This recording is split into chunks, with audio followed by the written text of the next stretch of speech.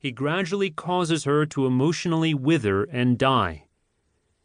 Such an assertion defies common sense, as well as even the most fundamental understanding of mental illness. Yet it has gained some general acceptance.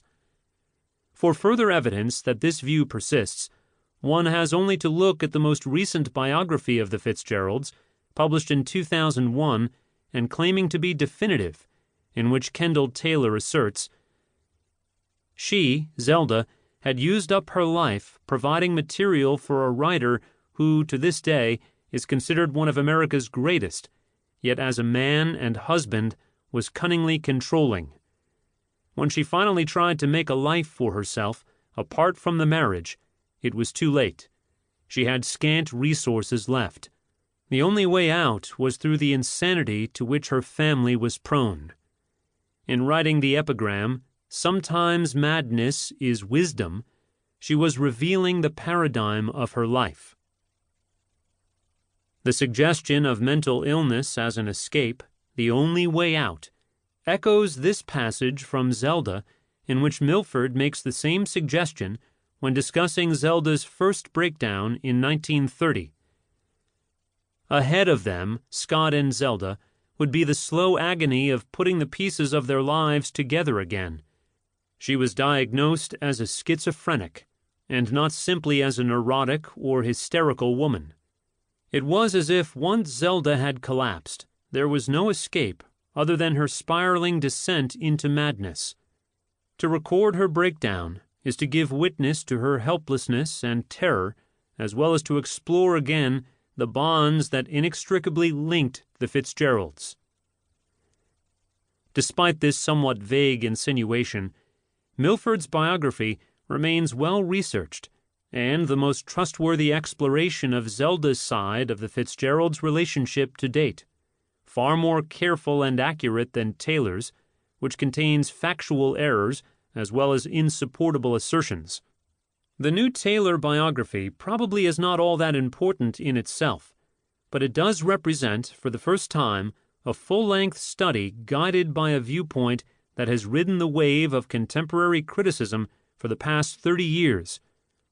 The Fitzgeralds' marriage was a chaotic one, but it is no more reasonable to say that Scott drove his wife mad than it is to say that Zelda drove her husband to drink. Although Zelda and Scott married young, their inherited predispositions to mental illness and alcoholism, respectively, were already present. These traits were apparent in the impulsive behavior that characterized their courtship and actually fed their attraction for each other from the beginning. Although stories of the descent into madness and alcoholic binges may create exciting reading, they do little to further our understanding and appreciation of these two gifted and troubled human beings who have captured and held our attention as readers all these years. Even more disturbing is Taylor's statement that her argument is substantiated by Zelda's letters, indicating that her biography presents Zelda's point of view regarding the marriage. Nowhere is the reality of the Fitzgeralds' marital situation more evident than in Zelda's superbly crafted letters to Scott.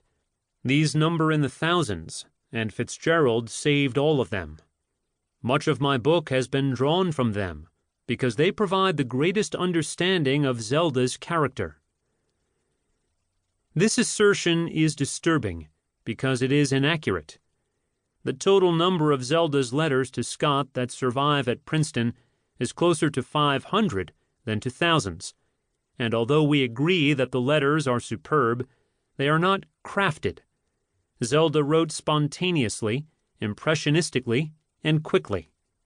Dear Scott, Dearest Zelda, which features virtually all of Zelda's previously published letters, along with a substantial selection of those previously unpublished, allows listeners to hear for themselves just how Zelda viewed her marriage to Scott at each stage of the relationship. At times, the Fitzgeralds did blame each other for the things that went wrong in their lives, including problems in their marriage.